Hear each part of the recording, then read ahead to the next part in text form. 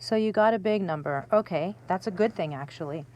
So we're talking about 7/8 of 616.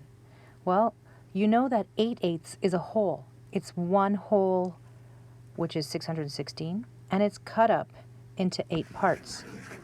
So here you have 616, think about it. The whole thing is 616, and each part is going to have a value, and if you put it all together, 8/8, the whole is 616. So if we think about just one of those parts, then you know what to do. You do 1/8 of 616. Remember that of means multiplication. So 1/8 times 616, well, you put the 616 over 1 because it's 616 ones, and then you multiply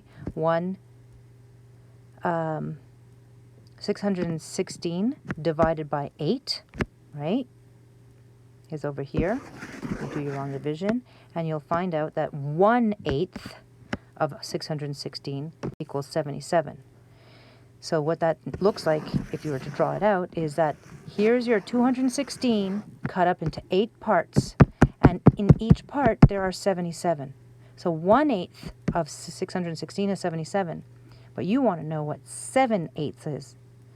So you have 1/8 is 77, so then 1 times 7, 1 part times 7, which 77 times 7 is 539. That's the long way for you to understand it. Now, there's a short way to do it, and you would do 7/8 times 616 over 1, which is the same thing that you did earlier with 1/8, and you get 7 times 616 is 4,312. 8 times 1 is 8, so it's 4,312 eighths, and then you divide 4,312 divided by 8, long division, and you'll come up to 539. So 7/8 of 616 is 539.